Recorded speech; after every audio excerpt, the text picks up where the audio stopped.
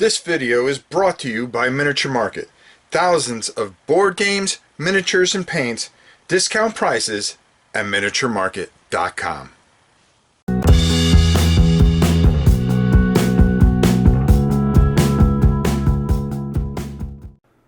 Hey guys, welcome to this week's War and Pieces, and today we're diving back into Advanced Squad Leader with the Starter Kit number 2.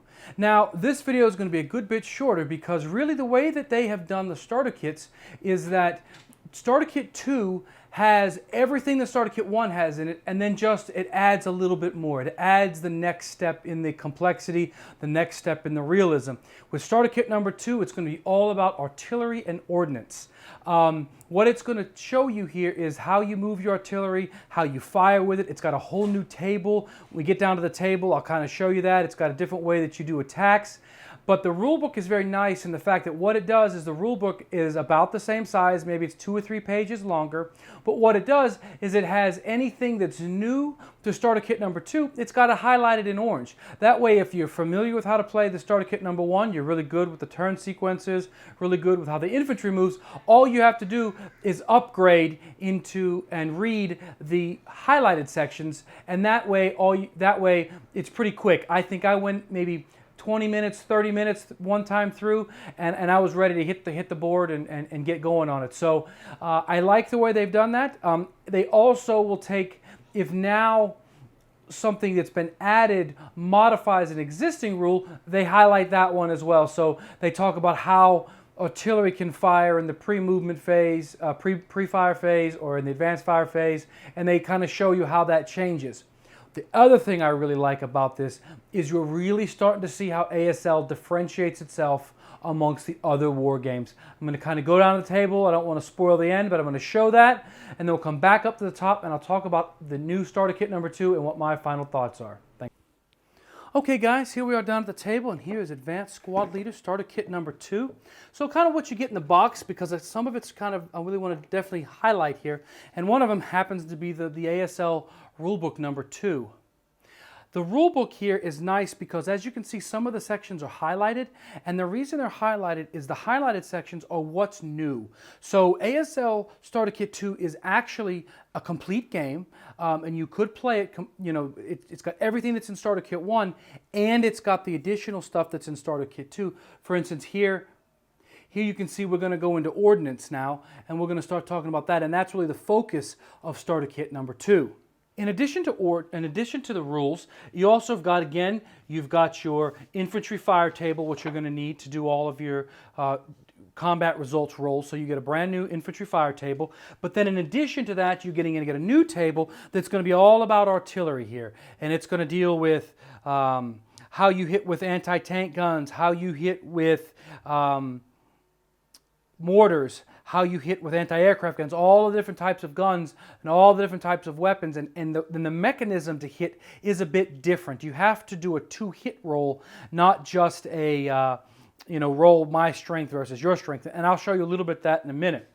You also get 2 new map board sections that come in the game. Again, what you're beginning to do is you're beginning to add to your stockpile of maps, so that's nice. So we'll kind of leave one out to kind of show how this is going to go.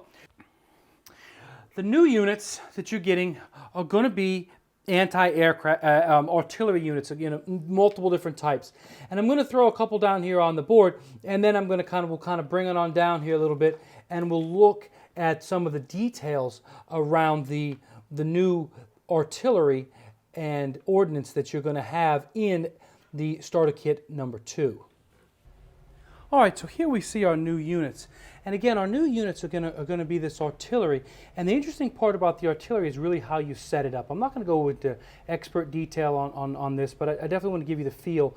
Where with the artillery, the neat part about it is they are really set up to try to simulate as best it can, the actual issues when maneuvering around with artillery.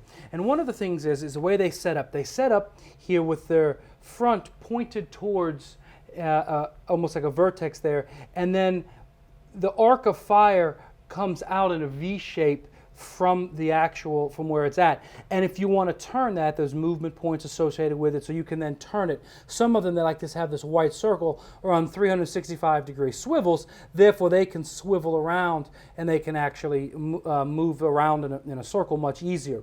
Some of the others, like the mortars, they can't, but the mortars, they can actually are a bit more mobile, and again, there's rules on how you roll to be able to move them. The thing that you do when you try to fire artillery, though, is you're going to come back to this chart right here, and this chart is going to tell you, how you can operate your artillery. What you'll do is you'll look at what type of artillery it is on the side, and then you'll come over and you say, well, what's my range? A number of hexes that I'm coming across, and then you have to make a roll, and then again you're comparing it against the number there in black. If it's over or a certain year, I think it's 1943. If it's before 1943, I think then you have to use the red number. Again, it shows that as the technology increased and got better, the weapons got easier to use and easier to fire. The other thing I think that's interesting is that if you look at the number in the parentheses, that's for critical hits. With the artillery, you can have critical hits where you can actually do excessive amounts of damage, which is interesting. And the other thing that you've got with the artillery is special types of ammunition. And it's nice because the way you do it is you make a roll to determine if you have the ammunition, and then if you have it, how often can you use it. And again, it's used for different things as you can, high explosive is actually used to do lots of damage to infantry types, where you've got the anti-tank bullets, artillery, that are used for rounds that are used to take out the big armor. The other nice thing that you've got with these is they have gun shields. Again, trying to simulate that realism where they happen after the tables have been determined what column you're rolling on. It adds an extra modifier to the die there at the end, which kind of shows you, if you're behind the gun shield, bullets, you get that extra layer of protection. It's that extra amount of realism that I think is really cool, the gun shield. The other thing that you can do is you can do target acquisitions with the artillery, where that there's an enemy unit sitting over here, and you can fire your artillery from here, and you can hit them, and then as you get that enemy unit locked in target, you know where they're at. So it simulates them having the guns dialed in, so it's literally just cram the next round in and fire it off. So the more you fire at a certain space or even a certain type of unit, if you can track him, the better your die rolls get, and the less you get these modifiers that subtract from your number.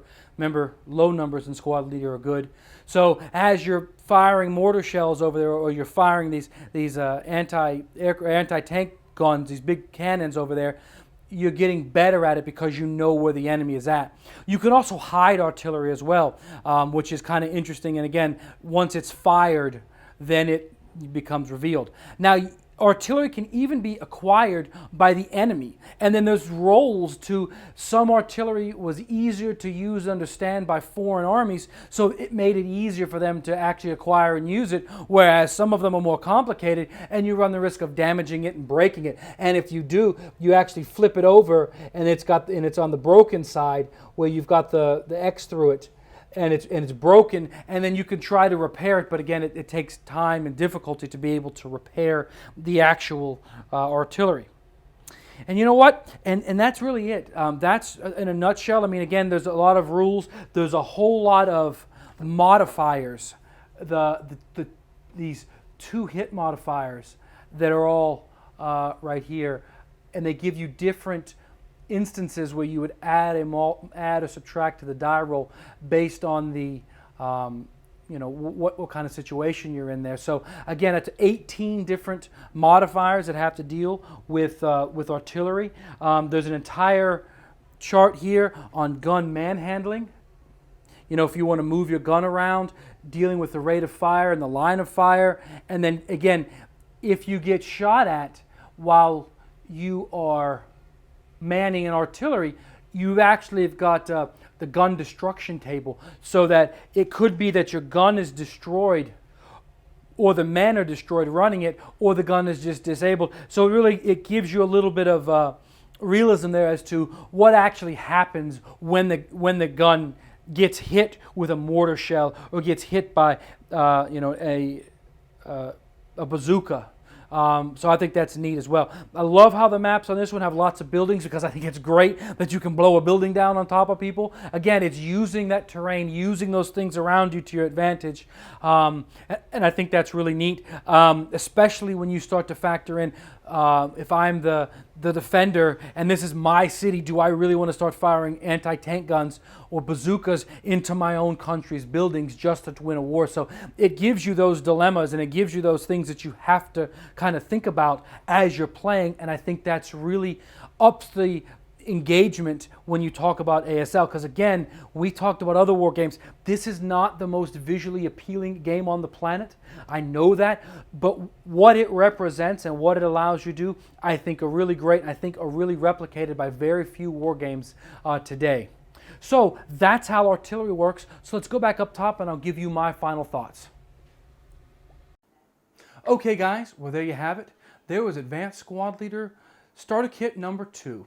I really like how Multiman Publishing has gone about the starter kits with a way to really help break down those rules and break that giant behemoth down into a very manageable size. I like how the Starter Kit 2 has the same rules, it's got the same components, so a lot of the same components that are in Starter Kit 1, but then it just adds more to it. So it really, Starter Kit 2 is really where you start to differentiate, like I said before, and it really starts to bring out a lot of the neat things that you see in ASL. I love the idea that you're given the ability to take all of that terrain and use it to your advantage on the tactical battlefield, and I think that's great.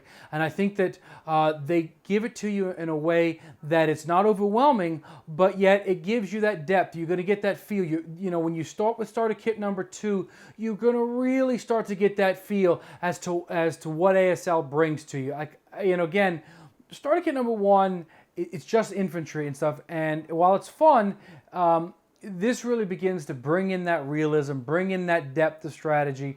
But again, as you saw, you bring in the complexity, then you're bringing in more tables, you're bringing in more rules to remember, you're bringing in a lot new stuff. But again, I think that if you get overwhelmed with Starter Kit number 2, you just stay there for a while. There's 8 scenarios there, plus the 8 scenarios in Starter Kit number 1. You've got a lot of time to really get your teeth sunk in to how artillery works and how some of these new things work before you move on to Starter Kit number 3. Starter Kit number 3, I think, introduces tanks, which is going to be great because it's going to be great to take that bazooka and those anti-tank artilleries and fire them at the actual tanks and stuff. So I think that's going to be great, but that's next. So I can clearly see where they're going, and I can clearly see that things are going to get more complex. And I think that especially when you start to get into Starter Kit number 2, take your time. Play at least 2 or 3 of the scenarios. Get the good understanding of how you move artillery back and forth, how you swivel it around, and how you can determine, you know, how you want to best use artillery. I think artillery is going to become somewhat more of a game-changing type thing in ASL because of the advantages of the targeting, of being able to just, you know, really lay down some fire into hexes, and you can use artillery in ways that are different than, you know, a lot of games where they don't just blow things up. And for instance, if you fire artillery at the beginning of the pre-movement phase, firing phase, it lays down smoke when it hits the ground. Okay, well, therefore, now you're given the opportunity to use artillery not only to cause mass destruction, but to lay down cover. So it's a great way and a great way to bring in everything and to really tie the game together and show you that realism and that immersion by, you know, really taking all aspects of when a mortar hits the ground. It doesn't just hit the ground and make a crater. It hits the ground, debris flies, smoke flies, there's aftermath, there's consequences to blowing holes in the ground. And ASL begins to simulate that. I can only imagine as we get into the tanks and getting into more of the starter kit to see how much more of that they bring in. And I think that's really great to those people that really want to see what it was like and really get a full immersion into the individual battles that the ASL package brings. I like that they're bringing more maps in as well. Again, like I talked about earlier, with ASL, their whole thing is, you get Yanks, you get Beyond Valor, you get a number of the different modules, and they add on and they add on, and that's the same way the starter kits go. You could buy the 3 starter kits and really have a great set of components to really start your collection with, and really to help augment if you do go into Beyond Valor. And I think that's a great idea. I like how they give you, again, they give you another copy of the tables. Again, that's nice because when you're playing with multiple people, you have some tables to spread around to you and your opponent. So I really like everything they've got to offer there. Again, the only downside is the biggest downside to ASL, and that is, man, there's a lot to learn. When you get into the second module, like I said, it's 1.5 to 2 pages of just acronyms that you kind of have to know in order to really go smoothly through the player aids and go smoothly through the book. So I'm always bookmarking that page to be able to refer back to it. So again, if you don't mind the complexity and you're really looking for a game that you can really get into and really keep learning throughout your process of playing the game, these starter kits are going to be absolutely great for you, and I cannot recommend them more. So that's ASL Kit Starter Kit number 2. I can't wait to dig into number 3. I'll get back with Rob, get number 3, and I'll get cracking on those rules here, and hopefully in a week or two, you'll get to see Starter Kit number 3. And I know there's some supplemental starter kits as well, but we'll see where we go. Let's see how we understand ASL before we decide where we go after that. And again, hopefully I'll get to throw the big game down, Beyond Valor, and get to see what the full ASL package brings in. But that's starter kit number 2. Let me know what you guys think. Let me know what you guys think of the ASL series, guys. Thanks for watching.